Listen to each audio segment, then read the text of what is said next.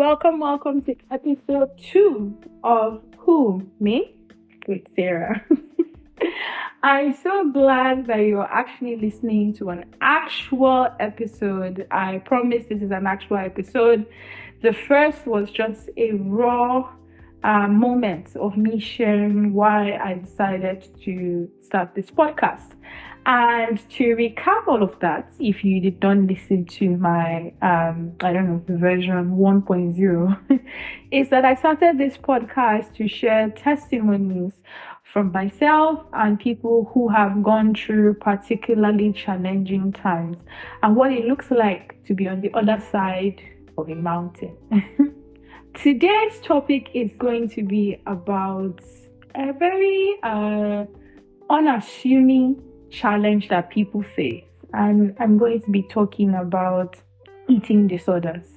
Now I'm not going to be talking about this from a scientific point of view because I'm in no way a doctor or have any tips or anything scientific to speak on this topic, but I'm going to be speaking about eating disorders from the perspective of 21-year-old Sarah, who was at that time, like most 21-year-olds, right? Keeping up with the Kardashians and seeing this gradual rise of the, what they call it, Fanta bottle being the standard for a female's body for attractiveness, right? And even though I was one of those people that would always encourage myself and say, oh, you're pretty, you're beautiful, those things got to me. They got to me and they kind of affected how I saw myself, how I saw my shape, how I saw my size, the kind of person I wanted to be, and the kind of future I always had. Whenever I would think about the future, and when I say think about the future, I mean daydream, because I'm a huge daydreamer, right? I would see myself as skinny at that time. And what I didn't know was that it was actually a problem. I just felt like, everybody struggles with their weight. People are always trying to be slimmer. This is a normal thing. I don't need to talk to anybody about this, and I certainly don't need to do anything about it. So why did it turn into a podcast episode? It turned into a podcast episode when in that year of my life, between age 21 to 22, it got bad to the point where I developed an eating disorder. And the eating disorder in question was bulimia. So not to get too much into it, what it was that I would eat food and I would go and throw up the food, right? I would essentially not eat maybe for like hours or even days on end, right? And then I would eventually gorge myself on so much junk food because my body would be craving for some nourishment. And then after eating these things, I would go throw it up, or I would just like eat a normal meal with friends, like show up for lunch or brunch, smile with everybody, eat this food, and then go back home and literally chuck it all down the toilet. And you may be thinking, whoa, in African household, like in an African environment, nobody see you, nobody knew about this. Like you said, how could you be thinking, how can you be eating delicious food like jollof rice? Are you gonna chuck it down the toilet? Well, at the time, I didn't see it as something negative, right? I find that when I think about eating disorders from the Western point of view, it's always like, oh, the people were trying to hide it. They knew they were doing something wrong when they would eat these things and go and throw up. Honestly, I don't know if I had a stealth mode bulimia because I didn't necessarily see anything wrong with what I was doing. All I felt was, I don't want this food to stay in my body, so it's not make me fat, because if I'm fat, that's the end. Because at that time, it was one or another. It's either I'm skinny and I'm beautiful, or I'm fat and I just don't make sense. And oh, goodness gracious, I'm so happy that I love my body right now. But at that time, it was a thing. And it was compounded upon the fact that I was in a relationship where, my partner at the time, liked somebody that was skinny. Let me put it like this. Like he liked the skinny frame. And so coupled with feelings of wanting to please this person and codependency as well. I was like, oh, I'm going to be skinny, so this person will just like, not never leave me. If only. Oh my god. Yeah, so this person will never leave me, or I'm going to be skinny so that we would make this like really dynamic couple and things like that. And so I was not eating, starving myself, throwing up my food, and thinking it was healthy, thinking I was doing nothing wrong. So at one point did I really understand that okay, this is something wrong, this is something I probably need to talk to somebody about or do something about. I think when it started to affect other areas of my life, I'm talking about um buying clothes that were like sizes smaller that I couldn't enter, and feeling normal within myself that well, I'm just going to, starve or chop my food up enough so that I can enter an outfit. And being in an environment where that was encouraged wasn't really healthy for me. And people who started to get close to me started to maybe hear me make comments about this, and maybe in a jokey way they would be like, are you for real, or that's a joke, right? And I would laugh it off, but then I started to realize even when I was joking about it, people were concerned. I think that's when it subtly started to register that there was a problem.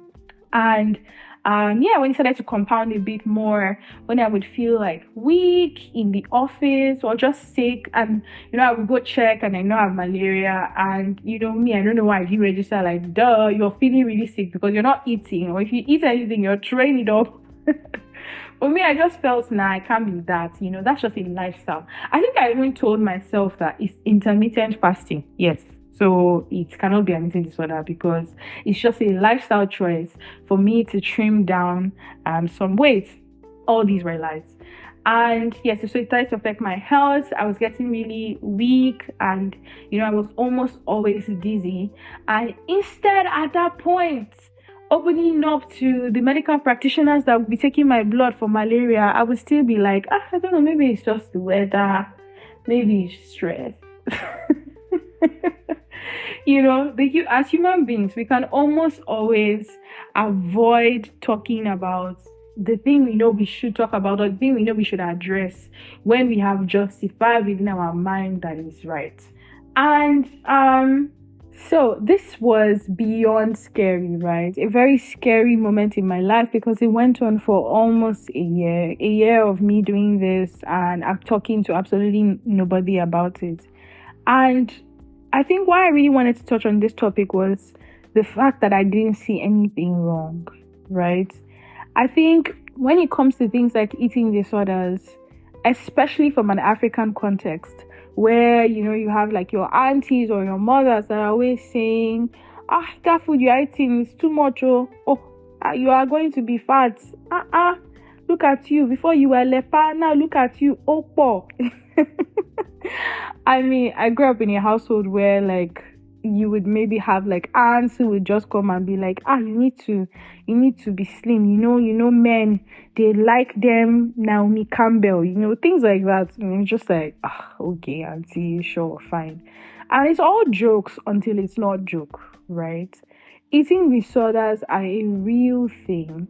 And even if it's not like dramatic for us, maybe from an African context where we're not like, needing to be put in rehabilitation centers where we are monitoring our food, right? The truth is that people do get to those scary levels, and it all comes from self-esteem and from understanding that certain behaviors are not normal. It's not a lifestyle choice to starve yourself. It's not a lifestyle choice to chalk up food. It's not a lifestyle choice to intentionally go about an unhealthy way to achieve a certain fitness goal. And I'm at a place in my life where I'm not saying I don't have those days where I'm just like, I want to look a bit differently, right?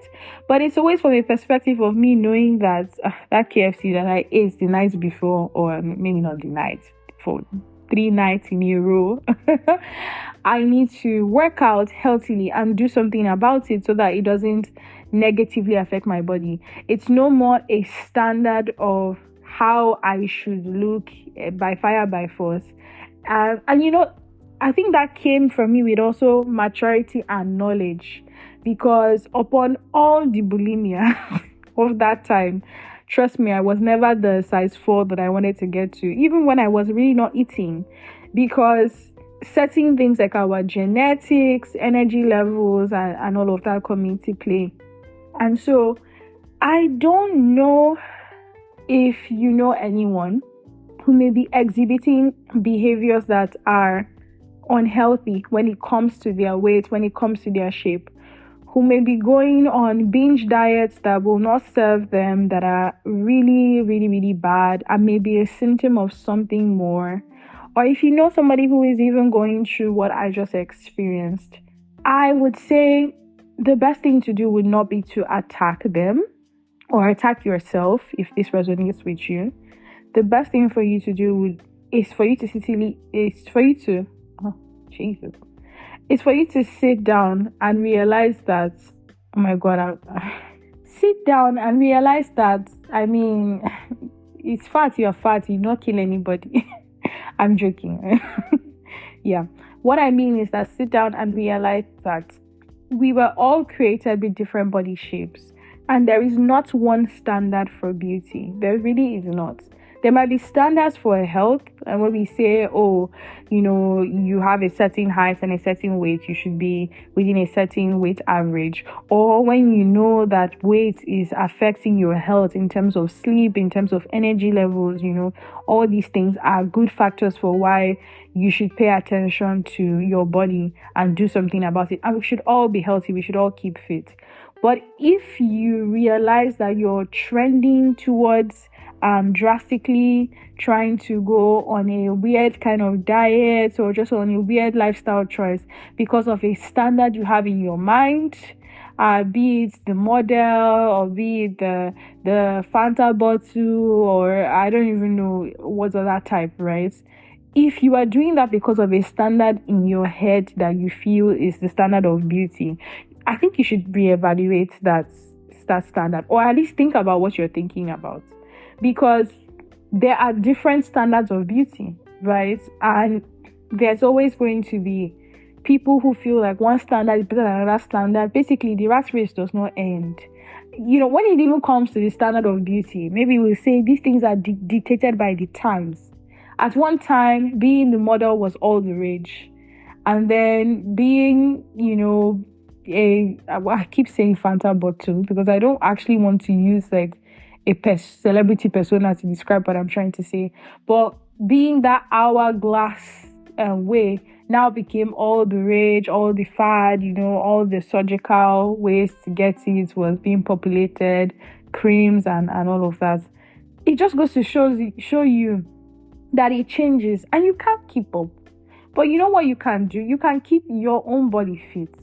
You can have your own standard of beauty for yourself, for your body, that is healthy, that is in line with the way God made you, that is just right and not dictated by you trying to be something or someone you're not. So I think, again, summing up this episode about eating disorders, have you ever felt like you've dealt with an eating disorder, or you feel like eating disorders are not a thing, they're overrated, they're in our mind, they're for the Western people and Africans can't have eating disorders? Or do you understand where I was coming from, being a young girl, wanting to please people, wanting to have a certain standard of beauty, and being dragged down a dark path of attaining that beauty, right? So, yeah, thank you so much for listening. Every episode is going to be a testimony or a tale or a story that forces us to really shine the light on, or to think about what we're thinking about, or think about what we're indulging in, or what we went through and why. And I'm so happy I get to share this testimony with you. And stick around the next episodes. are going to be definitely much more power packed, fun, um, really, really deep. Maybe not fun. I don't know. But yeah. Thank you so much for listening. Until next time, this has been Sarah on Who Me?